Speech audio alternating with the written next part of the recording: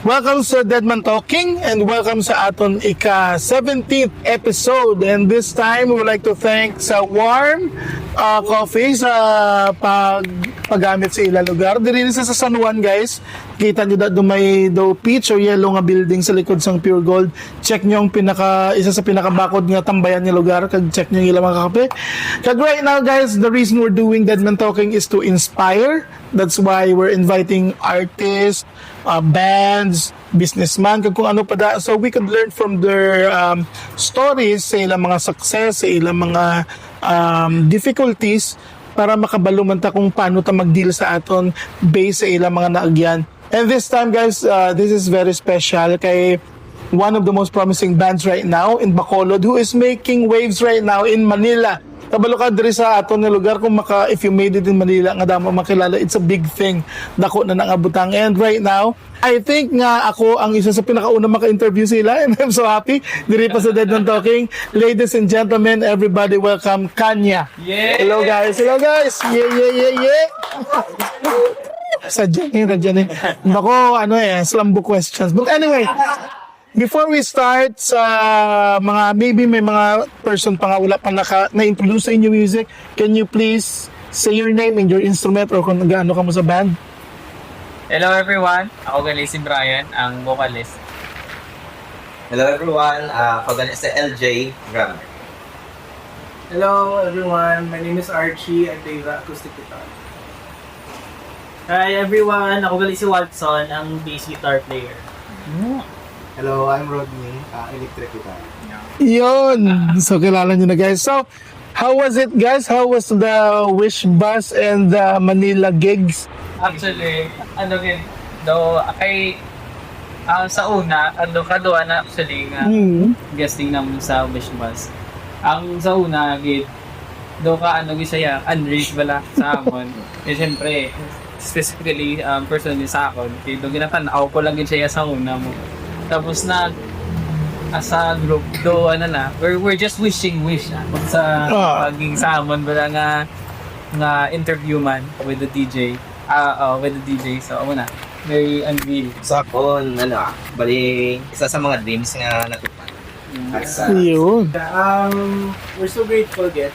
And actually, ang bako to ganun it's a different community. Like kung we have gigs dito sa Bacolod, dito sa Manila, it's a different community also. Kasi despite lang na first time na kinanay, but for the sake of music lang, they're there to support ang music na lang. Yeah. Sa ako naman, it's kind of doon din, di ka magpati, bala nga nakatapak ka sa Wish Bus. Click here. Click here. Okay, ano ganyan. Sang mata, kung naging nga Wish Bus, hindi ko malipatan, hindi kayo nanak. Kami? Pinaupusin on. So, taga-kurog, imutuod, sa Wish Bus. So, mapatsagan, magiging nga, doon ka namin man sa feeling nga gina-embrace ka blasang tagaiban ng dalang lugar. Kaya tere, although comfort zone mo na kaya tiara mga friends mo, dito yado ka stranger nga ba nga pamatian mo kaya nila o kaya nila reaction. So, na siyang nagtatakit sa akin. Ako, muna yung problema ko sa last. Nakatag na tanan. Masang mo to. Buksa mare. Pero namin man ang experience kay second time around last month. So medyo ang first time siyempre callback, first time. Medyo callback ka. Pero the second time ay mabawi ko kay gamay yung mistake sa first. Actually may mga song man lang agad solid. So medyo bawi mo preparado. First time medyo sige na lang ma-wish ka mo tapos you at effort mo. So namin experience. Wow. You mentioned nga sa first na Wish Bus, ginapang masakit ka mo. Oo. Hindi, ayan sa nervyos. Hindi man. Okay. Wow. Actually, after sang Bagyo nga Tino, ako, hayon pa lang din sa Bacolod, ganalain ako. Oh. So, sa airport, dito naging tukan. Kapag ito sa ano eh, may bangko. May sa tindog mo. Galuya. I know nga giperme ginapamangkot why you named the band Kanya. Yeah, we named the band Kanya because we really want to bring that identity ng Tegusanon sa kundi makanidalan sa music in the future no. Because Kanya means sugarcane. And it's a Spanish word, and if you think about it, grabe man ang influence ng Spanish colonization dito sa aton. So we felt like, we're kind of hitting two birds with one stone. Tubo, tapos ang cultures ng Spaniards na kami sila. But Kanya, over time, no, what we realized is that sa kadamo, galis ang apelido Kanya dari sa Negros. So we felt like yung identity natin. Like we would go play to like Amadolas sa Bagos, sa Escalante. May mga comment na apelido ko na. Nag-claim. Yeah, so it's really that identity and that culture nga mapabugal ganap naman sa kundi kanya dala. That's why even if we have interviews sa Manila, every time they ask us about the band name, ginaman kasi gusto naman ma-identify kami nga kanya kita Negros. Nice. Actually, bago ko lang nabala na nga sugarcane, halindira yung word ang sa Kanya. So, it's good to know. Identity, bilang the sugar capital tadi. Nice. Or how did you guys form the band? Are you from other bands as well before? Hindi. Actually, kami, mga, we're churchmates. Oh, okay. So, wala kami, may mga banda sila before, but they choose to serve the Lord Gidya. So, doon na-realize naman, same kami bilang na-realize na nga daw may kakulang Gidya sa adadlaw naman yung ginahimo, which is, ang isa man sa outlet naman is ang music. So, we were churchmate. Yeah. Serve kami dito. So, dito pa lang actually, na kami ng goods na kami bala. To serve the Lord. Kasi halin man ito ng sa iya.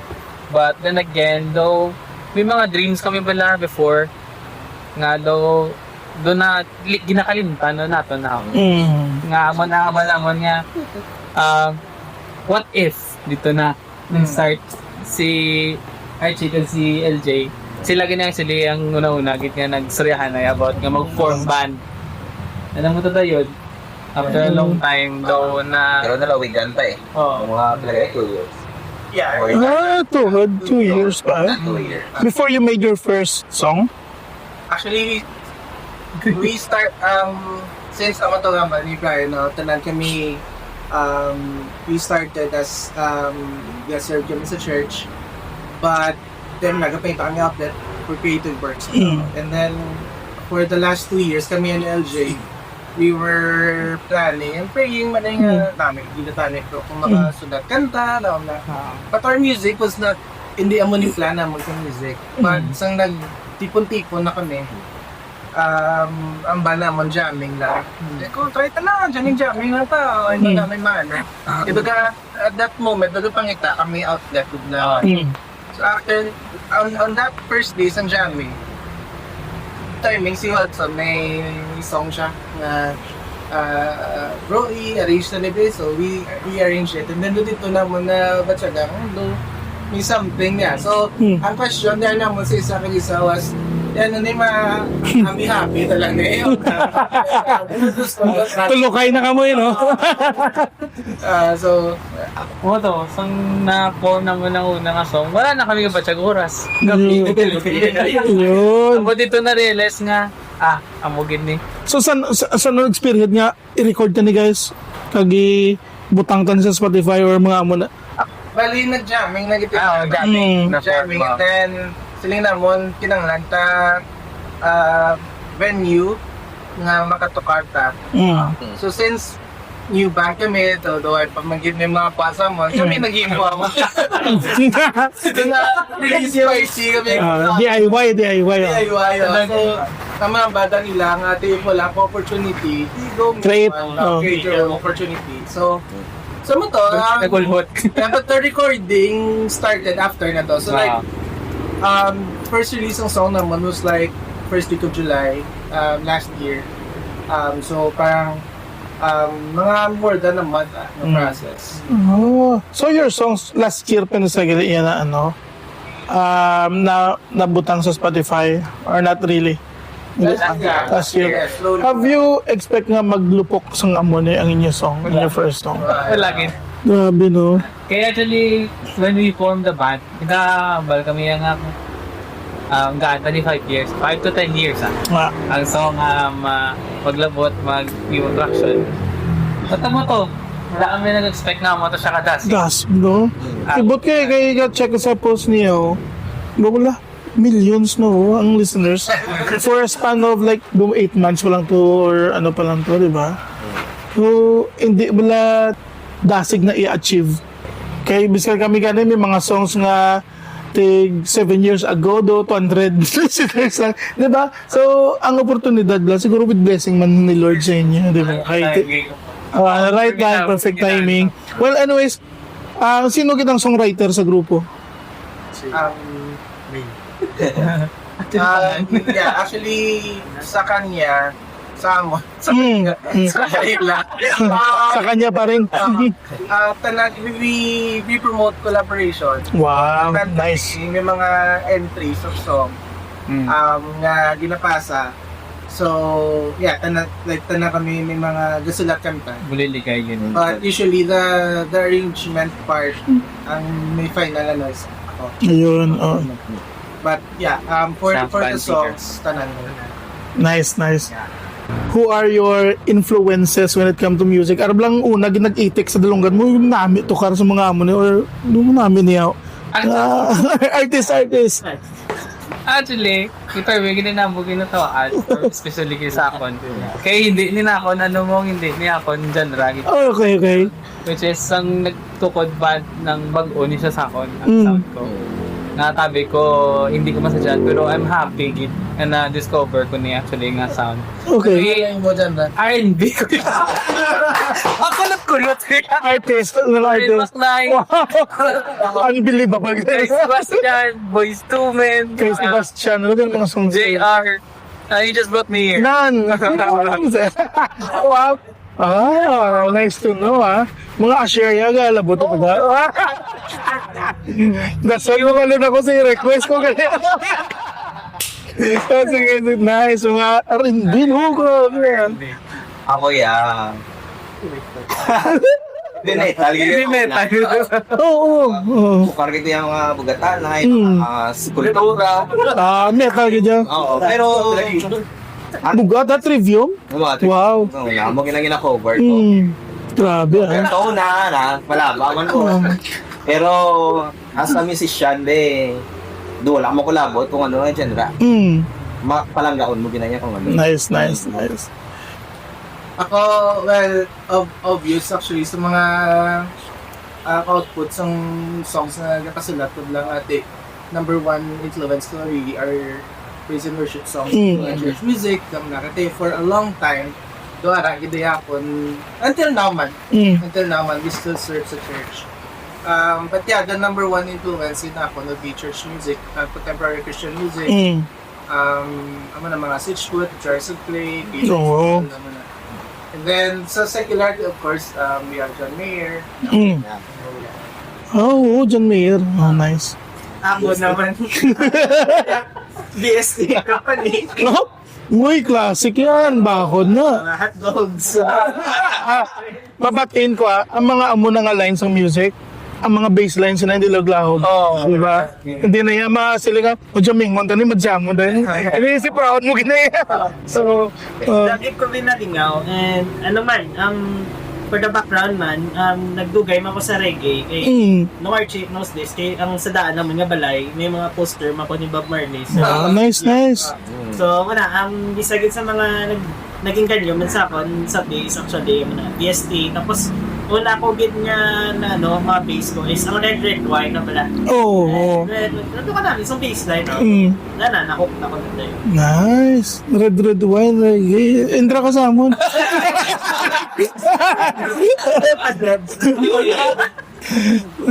Ako naman medyo medyo late na ako sa sa music. Siguro 30 years old na ako nag-start. Kaya nakabati ko kasi tape ko to Mr. Big. Mr. Big. So, Okay. may mga kanta, guitar solo. Good lie, ha? Ano naman? Wala may bass solo like. So dito lang start. Hindi ko sa Mr. Big yung pinaka-first influence. Mr. Big. So the rest, Kasakit sang first influence mo sa Hindi ka lang. Mr. Big. Ako nga practice late.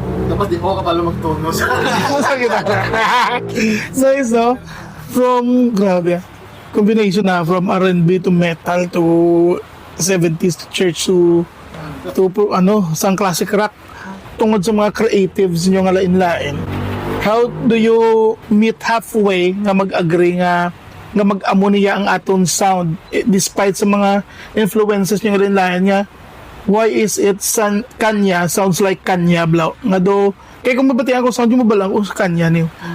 How do you guys do or the flow lang gina sa do mo lang kita normal lang go sa inyo ng kind of sound music. Actually, mag-make kami or na-process ang aman nga music.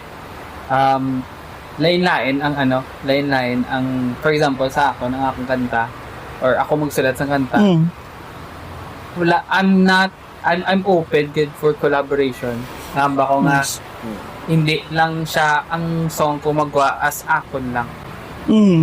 I'm sharing it with them na and then dara na naman sulod yun ang collaboration which is ga-agree kami actually gitanan wala actually though ga-disagree ba na kay mong nang right time gid ang pag-form sang band kay very mature na pala ang mga decision making namon wala na haboyan na iba pang wala ko Hindi ko na iya. Wala which is we're so thankful man kay we agree in a certain sound kung ano man ang gusto naman nga matabo sa kamo na kanta and we're happy about it. Ma-adjust Yeah.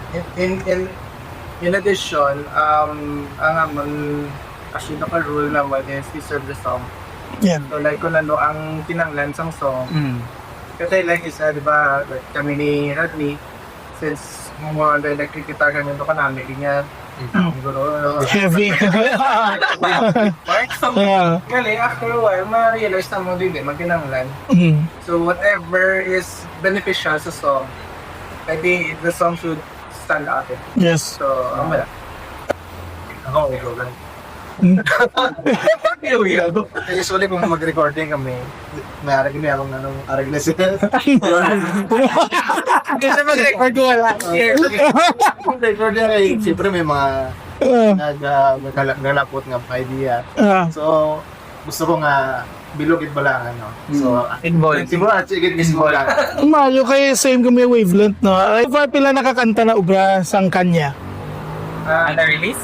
Release, yes. Release is 5.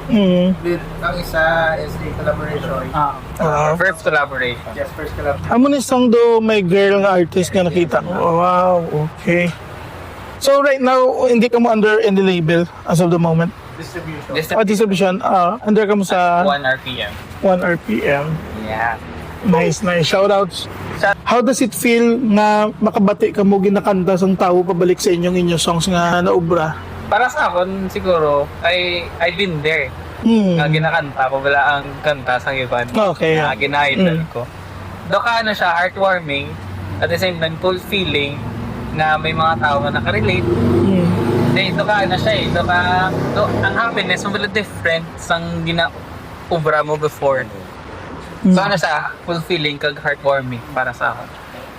Yeah, may araman time kisa nag-perform ka mo, ga-zone out ng mga ari ko di man, di ba? Ari ko di, mga lain nga lugar, sino yung mga tao, ari ko di. Sometimes ka, occur na sa inyo. Yes. A lot of times. Kay ang tanan ni nga ang tanan siya nga natabo sa mon. It's both tanan kami. It's our first time. Wow. First Mga time na mo sadya. nasa band. So, aragi siya as always din nga gaba kami lang. Gakatabo nito sa to. Like the idea, plan na mention ni Brian kanina, hindi siya plan naman was to give this 5 years. If it's going to work, okay. Kung hindi, okay lang. Balik ka sa aton full-time jobs na pala. And most of the time, kung ang sa mga stages, sa stage and we perform our songs, it's very, it feels humbling and surreal na siya nga. Wala rin ang tabi, sa kwarto niya, wala Yeah, ang mga ganun. Grabe, no? For example, may mga ula ka mo sa stage. How do you deal with it? Mga tumbling sa stage. Hindi makasama daw. Actually, wala. Amo rin namin na mo sa band. Kay wala kami ang balos na Masulay. Oh. we take it as an opportunity for us to learn from the experience nila. Ang isa sa pinakanamihan ko man, kay ginatawaan lang siya namin.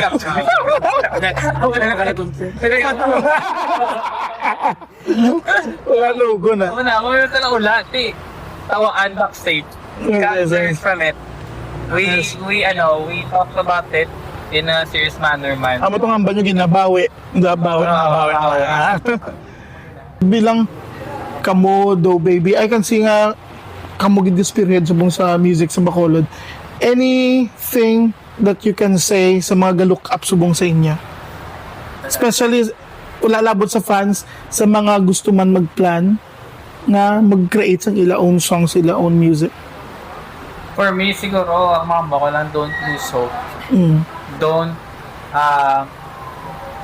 continue to chase that dream. Kay one day, you'll be surprised nga ara ka na na. Kaga man na, continue gid to make music. Bisan mula, may kapamati. Bisan ginatawaan ka.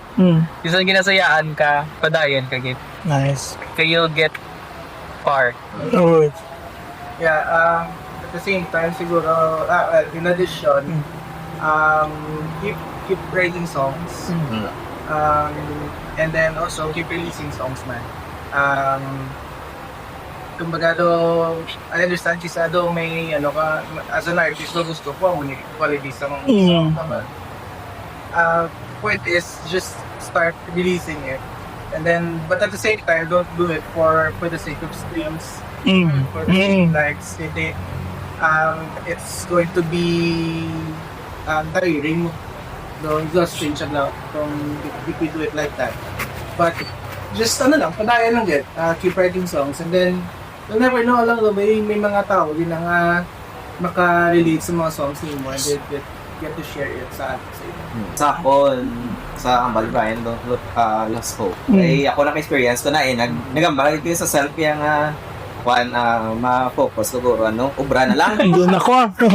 Haboy drumstick. Oo, pamaya mo na. Nakapost ko na sa Facebook. Alam mo na, mo nga gambal sa akon nga pabayaan mo na ng mga pasyon. So, saan mo na? God's perfect time. Yes, true. So, sa ako naman siguro, you need to know kung diin ka bala subong gina-plastar. But, continue to chase that passion bala in any form of arts man goro, not just in music lang. Kung painter ka man, sa aton, niyara ng taya day job, but balik ka gid kung magpuli ka, kung stress ka, balik ka painting, balik ka kukar-kukar, kung galuto, luto ka na. So continue to hone yourself pala sa inaman nga passion, kay hindi ka kabalo. For someone sa mga edad, sa mga... Uy, pag-gabi. Uy, pag-gabi. Kuya. Hindi, bilang 24. Ako na, may kami nag-expect actually nga malabot. Malabot pa tayo sa mga mo niya. But naman it's kumbaga season man nila ni Lord sa life na to nga dara ita danay ginabutang kay someday may prepare siya galing na do something big na. Nice. O siya pinaka-jutay, amot eh. Namot na ko.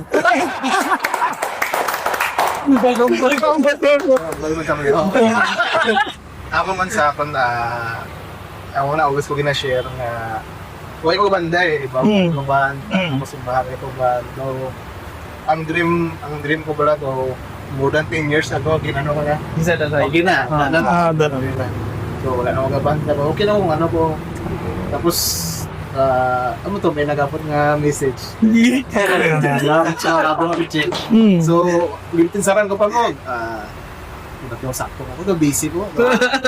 Tapos, daw kataklo sa nag-chat. Then, grab ko niya. Stingan ko. Tapos, that time nga kami ginalahay. Nag-meet. Though, suit ba lang? Though, pwede ko diyaw. Sa puno.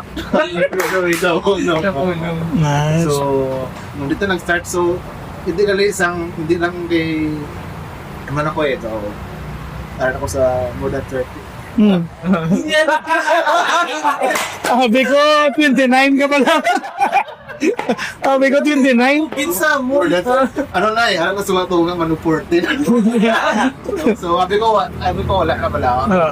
Pero, galing kung ang dreams galing di na yan by age. Yeah. So, Okay. Passion eh, no? Nice. Never too late. It's never too late. Alright. Right now guys, any upcoming gigs, any promotion, ang inyong mga mga social media kag platforms. Yes, we have an upcoming release. It's our 6th single. Wow. We're releasing it on April 24 Yeah. on Spotify and all digital music Nice. platforms. And the title of the song is Espacio. So, it's a sequel to Silong. If nagustuhan ninyo ang Silong, kung damo, na-hurt sa Silong. Sorry. Mas sustainable ang Espacio Manila. But, yeah, this is very special to us because this is the first song that we produced and recorded in Manila. Nice. It was produced by Sergio Ramos and with the help of all the friends sa Manila.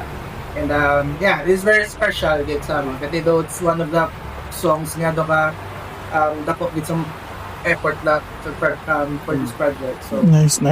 also yeah yes. Also please follow us on our social media. We have Facebook, Instagram, TikTok, also YouTube, and also follow us and stream our songs sa Spotify, Apple Music, YouTube Music, and many more. Ari, mapabal question ko since na-mention si Silong. Sino ang songwriters ng Silong? Can I ask what's the inspiration behind it? Yes, when I wrote Silong, the idea really is about the fact that moving on is not an overnight thing. Yes. It's like a wave of emotions na ma-move on ako, but pagbukta mo sa siya gyapon mo. Because you get to decide what di nagiging ma-move on ako. So, sometimes in life, that's just in relationships. Sometimes we remember our loved ones who pass away. Their memories always go back to, we always think about them. So Silong is like the comfort or the idea nga gusto mo ngara na siya pero kinanglan mo siya buyan. It's just so Sakit sa explanation niya. Sa explanation. siya. Even if it would cause you pain, you have to let it go. And then that's why nga actually ang last part na handa ko ng bitawan, it was Brian's idea. Para may tuldok balahaw. Let go. Yes, you have to let go. So Nice. handa na akong bitawan.